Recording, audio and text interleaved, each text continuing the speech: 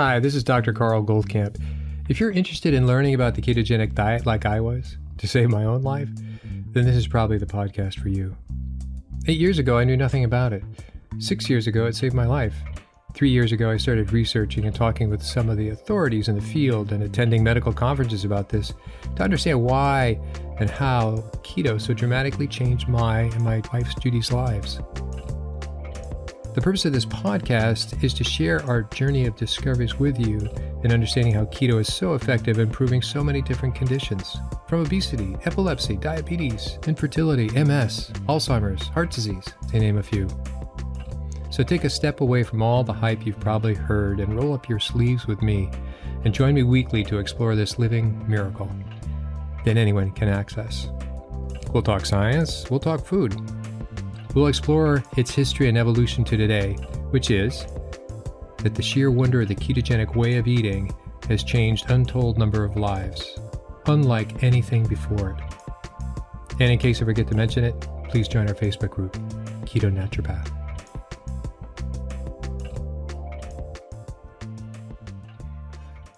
Hi, this is Dr. Goldkamp, and welcome back to another episode of the Keto Naturopath. Today's topic is going to be, what would I do differently now if I started keto today as opposed to 6 years ago? A lot has changed, both in terms of knowledge, but also in terms of technology. So I thought I'd cover some of those things. It might be kind of technical, but I'm assuming that people who have been listening this long have covered listened to a number of the previous episodes. So you have a pretty large context of what I'll be talking about. Okay, and if I get to certain topics, I'll simply refer to the fact that they were covered, and feel free to listen to those podcasts. All right, so let's get started. Well, the reason we started, by the way, I'm not here to sell you on the ketogenic diet. This whole premise for my Keto Naturopath is to bring you along in my journey. That's the difference here. It's not even monetized. For better or for worse, it's not even monetized. So this is information ideally that you can use and that we've used. And so I'm coming from a medical perspective. I'm coming from a naturopathic doctor that did not include this in my practice. And to me, that's like, really? How did I miss this? Well, because I think there's a huge prejudice in naturopathic medicine, at least then, and I think probably still now, against the ketogenic diet. It was referenced obliquely if you had patients that were epileptic.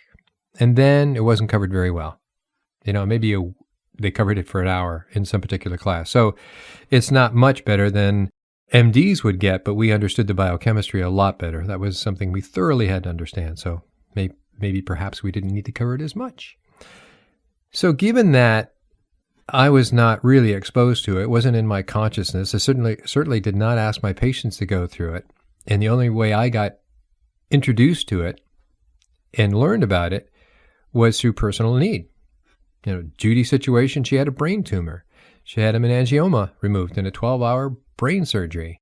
I had extreme Crohn's and ulcerative colitis that I got through the stress of the previous year. Mother's death, brother's death, Judy's brain tumor. We had to file for bankruptcy, so my gut blew up. So given that, we had some pretty dire choices. So it's amazing when somebody puts a gun to your head how your thinking changes. And that's pretty much the analogy of how we were. Time to change. As much as I thought I was a fairly knowledgeable naturopathic doctor, certain things were not helping me. So I did explore a lot about the microbiome. That's sort of the obvious place you would go for gut issues. And learn a lot about that, biome testing, FMT, et cetera, traveled internationally to go to gastroenterology conferences, got to know and talk to and exchanged with emails and texts and so on and so forth with the experts in the world, Belgium, Canada, Australia for sure. And that was a great start. I don't think that put me into complete remission by any ways. It took me out of acute, but it did not cure me. So along comes a ketogenic diet that started with bone broth for the most part, thinking that was soothing for the gut. And from bone broth led me into ketogenic diet before any of these medical conferences were out there. So I read the books that were on low carb. That was interesting. Started reading a lot myself, and it looked like there was good logic to that, but there really wasn't a how-to book.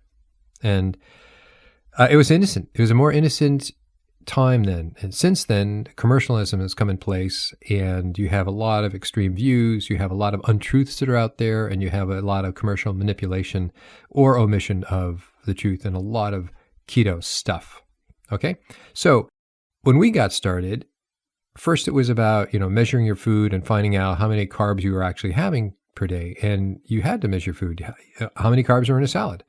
Well, before we started using any app on our phone, we had to look it up the hard way. So it was pretty archaic. And then we got into MyFitnessPal, which was helpful. And then we went over to Chronometer. So we could then start calculating some of these macros that we'd have been reading about. In terms of taking your glucose readings from a glucometer, that was something you could buy at CVS and get the strips and the lancets and go to town on that.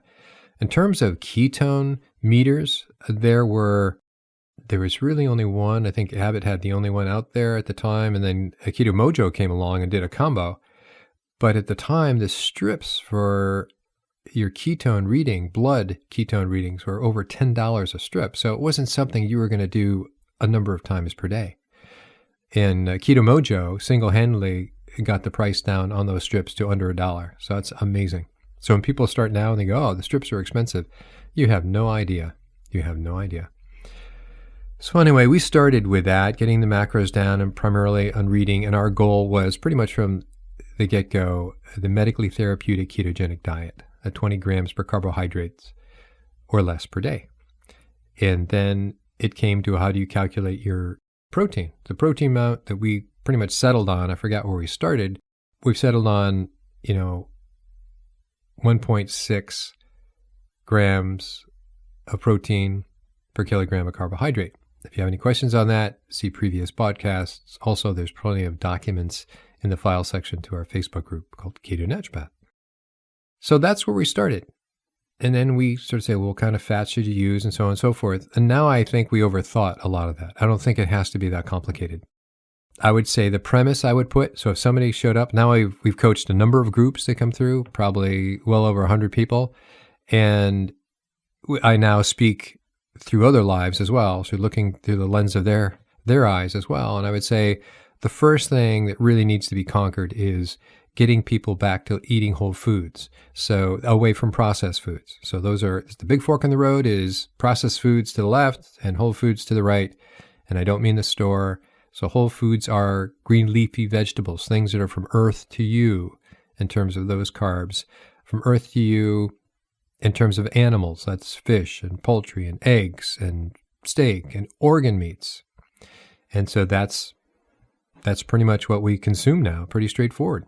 And then you can use or make whatever you want. But that's whole foods diet right there. It's whole foods diet. It's not like I'm going to go buy keto chocolates. I'm going to go do this. I'm going to do that. Forget about it. Just don't eat out of a package anymore. And so probably a better example of processed food is something like Captain Crunch or over-salted nuts and so on and so forth. I mean, they drive an addiction. So processed foods drive an addiction, whether it's just a carbohydrate addiction or if it's about all the additives. They are designed to drive an addiction. And even if you concentrate just salt and sweet and fat together in various ratios, you will find it overstimulates you. That was never found before, and now it's a processed food. It's not from earth to you. Perhaps that first goal is too much for most people listening. They're looking for the hack, for the supplement or two that's going to change their life. I'm not going there, so stop listening now. I'm giving you the truth. And you really have, so whole foods is something you have to do. We obviously are oriented that already because of our way of living. The second you're going to have to think in terms of your own diet is about addiction. What things are you addicted to? Is it alcohol? Is it coffee? Coffee would probably be in my life. But just acknowledge these things. But most people are going to say there's 2 or 3 foods they have to have. And it's not just chocolate. It's going to be a certain kind of chocolate. And I would ask, if after you've identified that, say, why is that important to you? Why is it you can't let go of that? You've got to be somewhat conscious about your diet. And I wanted to read you something I put in our Facebook group about diet in general. And this is kind of the premise from which everything flows. And I'll read this to you, and I think it will be helpful, okay? And it's basically tough love. It's tough love on diet advice is how I referenced it. I've often thought that through all the patients and clients whom I've counseled and coached about their diet over the years, it really comes down to this. You really can't talk about diet without talking about suicide. Ouch. That's the heart of it. Your diet is either fulfilling you nutritiously, metabolically, or it is killing you. Rather, you are killing yourself, technically. Some parts of that conversation are easy to point out. Don't consume highly contaminated foods with pesticides. Eliminate junk food. But other parts of the conversation are not. Most people who ask for dietary advice really want to have their view endorsed, sympathized with, and confirmed that they are doing all that can possibly be done. They really want a sympathetic pat on the back, a hug, a blessing, a kiss on the cheek. Dietary changes are hard for many, for nearly all. For most of us, we had to learn to be taught what the better and often more cumbersome choices were and implement them through our own trial and error. Or if you were like me, required to clean everything on your plate at dinner regardless of what was on it, primarily because my parents lived through the Depression and still felt that sting of fear of food scarcity, they remembered when times were really tough and made sure we didn't forget about either. The steps between knowing and doing are miles apart. Different countries, different mentalities. The real problem for all of us today is that the standard American diet is not healthy and by default dangerous, if not very dangerous, which brings us back to the uncomfortable realization that by making no changes, improvement via the above effort, one is left being a loyal follower of a dangerous diet. I call that a slow, self-inflicted death, a suicide. Today, you can't look for the easy answer, the hack, the supplement to do this for you. You have to consciously choose to participate, to learn. And yes, this isn't something our parents or grandparents ever had to do, but we must do it. The alternative is a grim, slow decline. I've seen this. I've watched this. It's the inevitable flow of declining health towards progressive enfeeblement that most certainly can be avoided. Up to you. So that's the premise from which I come from. That's how I see diet. That's the big deal. So diet isn't just diet. It's choosing life or it's choosing death. And however conscious you want to be, a degree of consciousness is required. So that's why. So as we're entering into the ketogenic diet, it's a degree of consciousness. That's an ingredient. We did it out of necessity. I hope that for whatever reason you're coming into the ketogenic diet, that you're doing that as well. And so whether it's weight loss or some sort of autoimmune condition or all these other conditions that can be addressed by the ketogenic diet. And no, there isn't a lot of information on that outside of neurodegenerative diseases, epilepsy and ALS and MS and Alzheimer's, et cetera, et cetera. The world is new and it's just being explored. And it's amazing how many specialized conditions can be addressed by the ketogenic diet. Okay, so we then learned chronometer. We learned how to map out our macros and so on. And periodically we would take our glucose readings, and very rarely would we take our ketone readings because it was really too expensive. So today I would still say, do the same thing. I think that's important. I think you should track, not forever. You should do it for the first couple months. Make it a routine. If you really want to do this, you got to do this. If you're looking for the easy way, wrong podcast, sorry. But what has changed, in addition to the chronometer, is a continual glucose monitor. They used to be very, very expensive, and then Abbott came out with this thing called Freestyle Libra, which is like a little cartridge that you put on the tricep side of your upper arm. And it doesn't directly measure your blood glucose, but it measures it indirectly. So it's not like what they call a Dexcom, things that are $6,000 and $7,000 to buy. This will cost you at most $75 for the meter. And if you have an iPhone 7 or above, you don't have to buy the meter. And then each cartridge for us costs $35. You have to ask your doctor to prescribe it to you. And you don't need to be a diabetic. You just simply say, hey, will you prescribe this for me? And you go pick it up at CVS. And if he needs a reason, which you don't, because it's not a drug or anything else, you just say you want to track your blood sugar readings. So why is this important? It's really interesting. It really gives a transparency because up until this point, you've had all these different people pitching their version of keto: lazy keto, clean keto, carnivore keto, vegetarian keto. Well, that's fine. The idea of ketogenic diet. Now let me get you into some terminology. So you've heard low carb, high fat. So low carb, high fat is a general reference to obviously low carb, high fat, as opposed to the standard American diet, which is high fat, high carbs, and moderate protein. We're just going to call it moderate protein. Okay, so low carb, high fat really is about, in terms of a terminology, is 100 grams of carbs or less a day. And very low carb, high fat diet is 50 grams of carbohydrate a day. And so a medically therapeutic ketogenic diet is 20 carbs per day.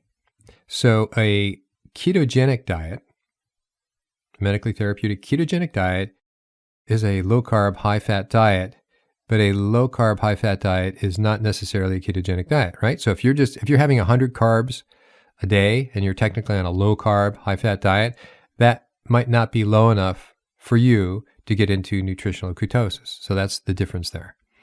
And that whole variation that people like to really stretch beyond belief, if you ask me, is what they call carb tolerance.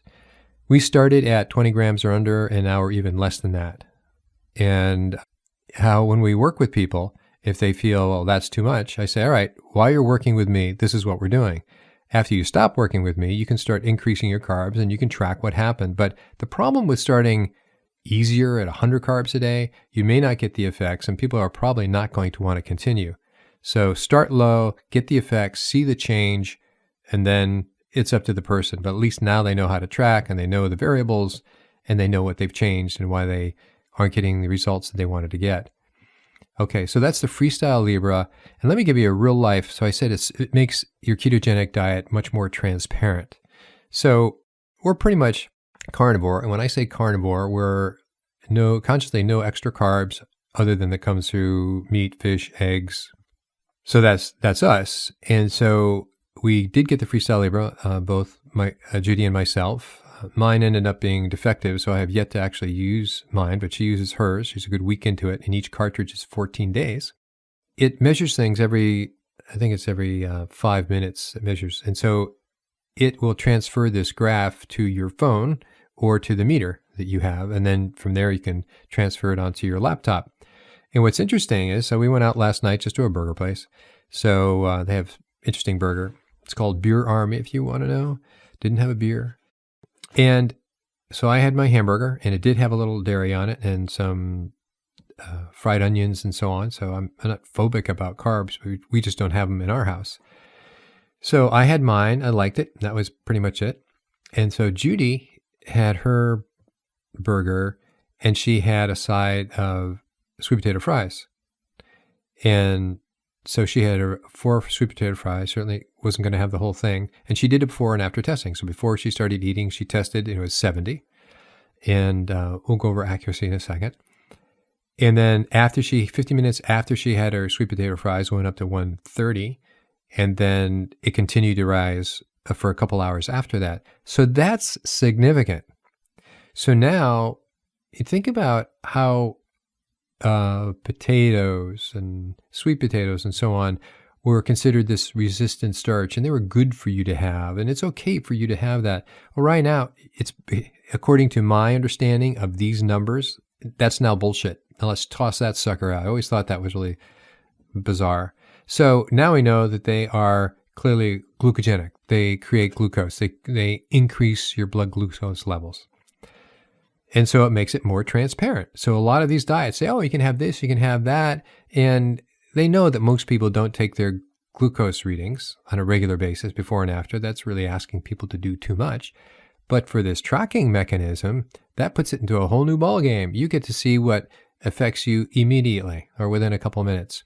So now the accuracy, it even says it's off by 10%. So what we've done when it goes down low, or what Judy has done, it goes down low to 60 or so on, you'll test with, the meter is also a glucose meter, glucometer, even though we have our own. And so you measure it. And so when it read 60, she measured it. It was actually in the 70s, which was pretty ideal for her. So, and also when it was, I think it reported 140 when she had her sweet potato fries, it actually was 130. So what you're looking for is the pattern. So the pattern is correct. The numbers may be off. So when you see, and it will graph it out for you. So you get to see, for instance, if you have a piece of pizza, perish the thought, if you really are on a ketogenic diet, that would be kind of inappropriate, but you did. And you wanted to know how it affected your blood sugar. Well, you would see, probably like Judy saw, 130. But what you'd find is that an hour later, it's probably 230. And 2 hours later, it's probably 300 plus. 4 hours later, it might be maybe even 400. So these things continue to rise. And so people would not have seen this as conveniently, as immediately as they would, wearing the Freestyle Libre, the CGM, continual glucose monitor. So it's a real breakthrough, and it's very helpful. So that will, whatever keto plan you think you're on, and if you think you're keto, this is going to say you're not keto. The objective of being on a ketogenic diet is to produce ketones, and to be in what they call nutritional ketosis. So this now gives you the reference range for your glucose, and it's very, very, very helpful because from there you imply what your insulin is, and you can guess what your ketones are, or you can certainly measure them. So that's a big deal. So I would definitely do Freestyle Libre, and it's cheap enough, and it really allows you to understand what you're doing and to be very transparent about how food affects you. So if you're the type that's looking to wing it and just doing it without all these complications, then ignore these suggestions. My focus is get the data, lock yourself in for a couple months, learn how to do this, and then be free. You've learned all the lessons there are. You now know how things affect you. You know how you had to go through and measure some food initially, find out about carbs and so on and so forth. Well, all that's behind you. You don't have to do that anymore. So that's a big deal. Okay, we talked about terminology, and where we are personally now is where are what I would say snugly carnivore in the sense that, and people use that word a lot. Yes, we eat a lot of meat. We also have a lot of organ meat. So I eat liver, a form of liver. We make a liverwurst for ourselves. So there's some liver I can have every day. And liver is very important. And so if one is keto and they're just doing meat and they call themselves keto, I call them stupid because they are going to be in a nutrient deficient diet and they got to get smart. And you don't have to eat from head to tail, as they say, but you can't just eat the muscle meat. So organ meat is basically liver. Yeah, you can go on to spleen and thymus and all these other things, but very few people do that. That's a little esoteric. I won't discourage you from doing that. It's a little more difficult. Down here in the South, they have a store called Piggly Wiggly, and all those things are actually available. You can do canned pig's brains. I haven't tried it, but it's on my list. Okay, so those are the things that I would have changed. I just want to say, when people ask about what's appropriate for keto, so why would you be on keto? Well, you have to choose what your reasons are. The most common reason is obviously weight loss. And so this is the number one reason people come to see us, to be in our program. And because we do labs, we really box them in and saying, these are the things that are wrong with your blood work that you should think about. And why we do this is, one, we are going to address this and make sure that that gives them a little more motivation to stay adherent to, learning the macros and doing this. And once they start seeing the weight come off, it's very impressive, but we need to give them often more motivation. They think that they can kind of wing it. They think that they're going to be getting a certain supplement's going to help them. Supplements are helpful, no doubt, not just in terms of fat burning, which is actually not what we use supplements for, but to support some of their lab work. We look at things, homocysteine, which I've talked about. We address that. Insulin resistance, obviously, your insulin, your glucose, triglycerides, HDL. Inflammation. So those are the things that we can bring people up to a more normal range of these particular labs, and it's then easier for them to engage and also to get effects from their ketogenic diet. So it's, we do the metabolic level, we do nutrient deficiency level, we do hormone level. So these things need to be looked at. This is the world we live in now today. It's no longer simple. Unless you live on a farm that has very little in the way of pesticides, and you eat whole foods, the rest of us have to think through this and have to get checked out, per my view. What else can I say? The idea of no carbs versus some carbs. And of those carbs, so we're talking about carbohydrates, we're talking about plants, right? So it used to be, before the world of keto in my life, is you would talk about carbohydrates and refined carbohydrates and tell people about don't do refined, do complex. Now it's about don't do carbs, or if you're going to do carbs, have it be green leafy vegetables. The question comes, well, aren't plants necessary for, and the argument goes like this, plants, I'm going to put it in the positive, people believe plants are necessary because of fiber. People believe plants are necessary because of phytonutrients. And that's pretty much those two. And so on the issue of fiber, that's been debunked. And it used to be, well, I need fiber because I need to produce short-chain fatty acids. Well, actually, you don't need to produce that because when you're on a ketogenic diet, short-chain fatty acid is called butyrate, and ketone is called, you have three ketones, but beta-hydroxybutyrate, it's basically, it goes back and forth. So you got that covered. They can interconvert. So the other things that come with plants are what they call anti-nutrients, or things that are actually bad for you, injurious of your gut. And those are oxalates, phytates, and lignans. And you can look those words up, but they bind with a lot of things that are in the plants, and some are actually damaging to the gut wall. So when I ask myself, why am I totally healed from the worst ulcerative colitis and the worst Crohn's that this hospital had ever seen? How is it I'm now completely healed and they can't even find the scar tissue? And I've been endoscoped many times, so it's more than well documented. Is it because I stopped having plants? Is it because I dropped all my carbs? Is it because I have ketones? These are all good questions and nobody really knows. But I do know when you look at people who are very vegetarian-based, so you have vegans, which are only vegetarian-based, they cannot sustain. They need to supplement their lifestyle. They need to supplement their diet. Vegetarians also need to supplement their diet if they're exclusively vegetarian. So what about carnivores? Well, carnivores are the other extreme. They're all about meat and organ meats, by the way, and organ meats. Organ meats, you get your B12, your folate, and your egg yolks. Between liver and egg yolks, you have it covered. So what about the argument of phytonutrients? Aren't they, what happened to them? I don't get them through meats. Well, you get them indirectly through, you get them indirectly through eating the meats, eating the animals that ate that stuff. They ate the plants. So if I was to argue from, well, you need plants because, what are my questions in the back of my mind? That I had wondered about a thing called carotenoids. Carotenoids are the things that give vegetable colors, the reds, the yellows, the blues, the greens. And there's two in particular that have to do with eye health. Carotenoids are big about eye health, and that's lutein, which is yellow. You get it in egg yolk. You also get it in all the yellow veggies.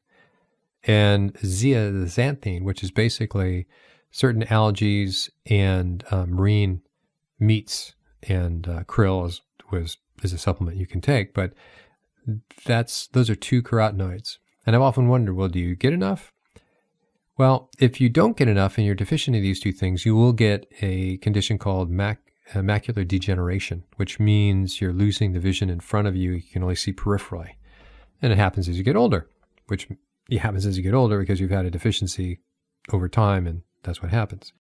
I wonder about that. I mean, there's no studies that say that people who are carnivores or on a ketogenic diet get macular degeneration, but nor has anybody ever looked, right? So it's one of those things that's not answered, not asked, and not answered. But it's interesting. The idea of fiber, that's dealt with. And then I wonder about vitamin C. And when you drop your carbs, you actually need a lot less vitamin C. So maybe you don't need that much vitamin C and you get the vitamin C through meat, which is obviously little, but maybe you don't need much. So those are my questions that I have that are kind of unresolved. However, I don't have a vitamin C problem, a deficiency problem. I don't have a carotenoid deficiency problem. And it's very easy to take supplements in both of those, if anybody wanted to. And it's not a bad thing. Okay, so those are that. My whole focus now, in terms of, I'm still saying before and after, what's different now? What's different now is now I realize that 50% of the people, whether it's from Virta Health, talking about their selective group of people that came into their study to reverse type 2 diabetes, did not get any benefit, or we're talking about a hospital situation, let's say through Dr. Westman. He doesn't get more than 50% success rate. This is per both of these people saying it. It's not a sneaky little secret. So it's basically agreed upon that's all you're going to get is 50% success. So what happened to the 50% that did not do well? 50% did not do well. Well, they call that non-compliance. So non-compliance is like not showing up for an appointment. It's like asking you to go make the coffee and you didn't go make the coffee. You're non-compliant. So that's kind of patronizing. It's kind of condescending. It's kind of saying, well, those 50% of people just didn't get the message. They weren't motivated. Were they stupid? Were they unintelligent? Why were they non-compliant if that was the case? So I don't accept that. I'll say there's probably a percentage. If these people came looking for a benefit, came to you to ask to get help to lose weight or these other serious issues, and they didn't get a benefit, it can't be just non-compliance. They would come back and they'd ask questions. That's the nature of a relationship. So it had to be something else. And so that's why I do these other tests, and I think I found some extraordinary truths. Certain labs that are generally out of range for people, for this particular crowd, and I've already mentioned them to you. They have hormone disturbances. Where did that come from? Well, more than likely it came from their diet. The other independent factor, which is really important to look at, is stress. I don't mean like just getting angry or being upset at your boss or not liking to do certain things. It's the degree that you have superimposed on yourself a chronic stress. A great book to read on stress, by the way, to understand stress is called Why Zebras Don't Get Ulcers. Why Zebras Don't Get Ulcers. It's in its 3rd edition. It's wonderful. But accepting chronic stress for whatever reason, your job, your family, your finances, emotionally tough situation. You can say, in my year, accepting that year of chronic stress drives, it is a high-carb diet. So stress equals a high-carb diet. What do I mean? When you are under chronic stress, your cortisol is always high. Your stress hormones, norepinephrine, epinephrine are high. But what does that mean? So the cortisol drives elevated glucose. So you are giving yourself, by creating your own glucose, a chronically high glucose, just as much as the person eating donuts, just as much as a blissed out person who eats donuts 15 times a day, or Twinkies, or whatever, those refined processed foods. So now you're equal to them minus the processed elements, right? Because you're just making your own glucose. But nonetheless, you can drive yourself into prediabetes, diabetes, you can still burn yourself out, and you can even get into type 1 diabetes. So stress is a factor that directly affects your glucose levels, which means it directly affects your insulin, and then all the things that chronically elevated insulin will affect.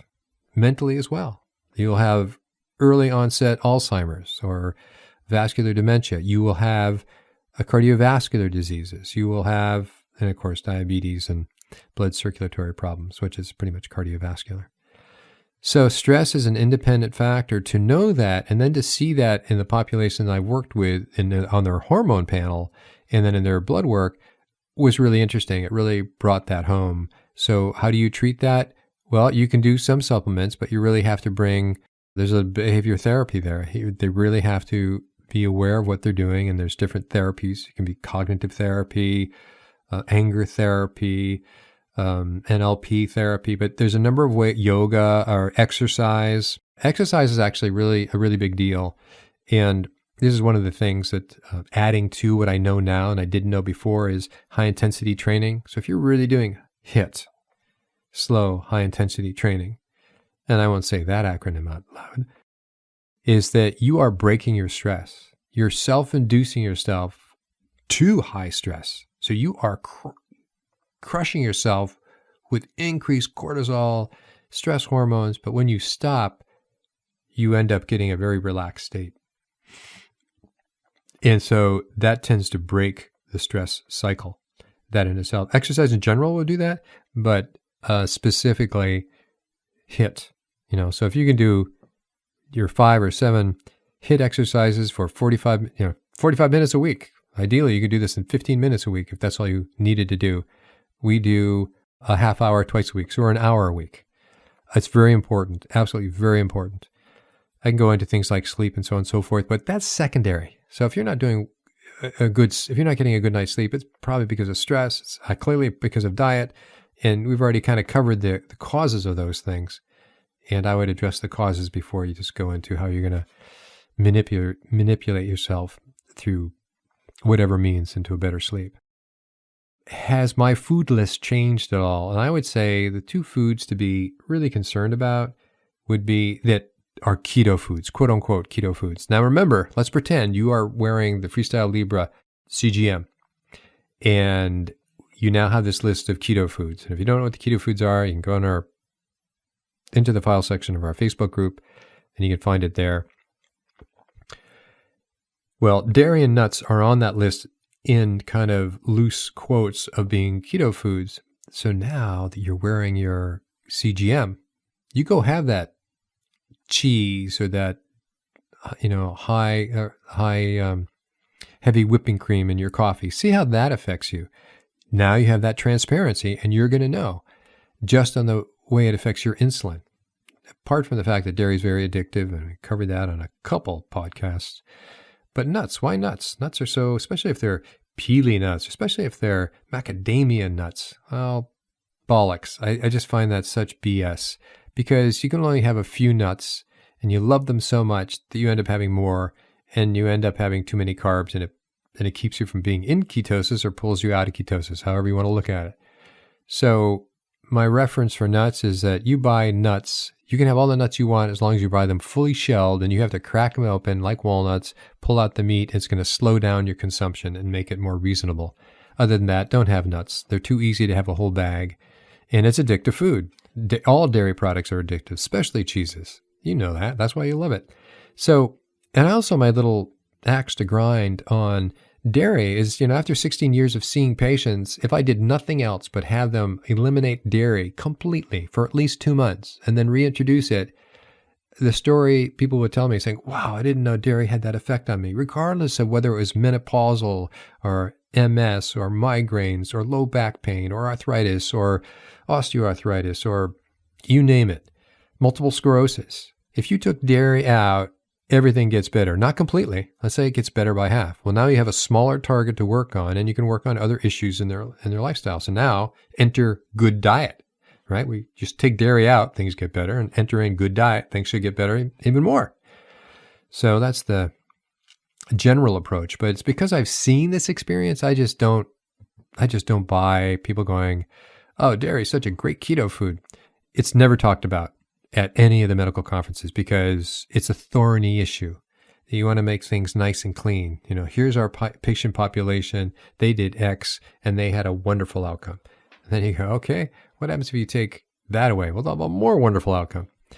What about fats? I would say the one oil don't have seed oils in general. So no safflower, sunflower, and certainly no canola oil. Canola oil stands for Canadian National Oil. It's actually rapeseed oil. It's highly GMO and it's pro-inflammatory. We'll leave it at that, and you can Google all that, and there's plenty of information on there about that. But you have fish oil, olive oil, avocado oil, and you can even use, like I use, C8-MCT oil. It is very ketogenic within 15 minutes, but I wouldn't use it as a crutch. My treat is an afternoon coffee with collagen and MCT oil. It just keeps me focused for, I would say, 4 or 5 hours, however long I need to be. The other thing that's changed now, a lot of things are no longer hypothetical. I mean, we have conditions anecdotally still that are being addressed, but you now have Virta Health, which has now shown beyond any reasonable doubt that you can reverse diabetes. You now have clinical guidelines and carbohydrate reduction general intervention for anybody, any doctor to do it. So this is out there, and none of that was there before. And so this makes the ketogenic diet not being a ketogenic diet not being a fad diet. Also, there's now plenty of information, in my view, of the uselessness of using cholesterol, total cholesterol as meaning anything, as LDL meaning anything. Triglycerides are very important. HDL, high density lipoprotein, is very important. So these are the things that have changed. We've talked about labs before, and I would use both these technologies. I would change your food list. I would learn about your macros, set yourself up, and progress. I mean, now you have ways you can really see yourself. And I love the transparency that the CGM, Freestyle Libre, allows you to understand how you're reacting to the food. So when somebody says, oh, that's a keto food, let that issue go. You have that, you try it and see how you react to it, not just in a moment of time, but see how many hours it takes for your body to recuperate from that keto food, okay? Cheese is a keto food. See how long it takes you to recuperate from cheese. So I hope this has been helpful. I hope this sort of puts you on a positive path of, all right, now I can do this. It's actually a lot simpler now than it was before, and you don't have to get so technical.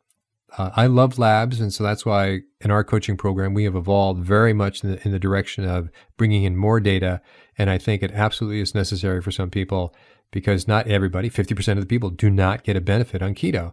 This is one of the reasons I look at labs and say, this is what we can address, and send them off on low-carb, high-fat diet.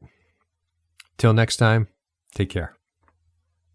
Hi, this is Dr. Goldkamp. I just wanted to encourage you to send in your questions to drgoldkamp@ketonaturopath.com. Many of you have, and so what I've done with these questions that gotten back to most of the people I email, but some of the questions that were so good, and if they were overlapping to other questions, I would combine them and try to put that into the topic of a podcast, either via one of the micro topics that are covered in an interview. As you know, we cover a lot of topics in any given interview, or some of my own sort of reporting, if you will, on some of these issues. So please keep the questions coming. Feel free to send in an email, and I will get back to you.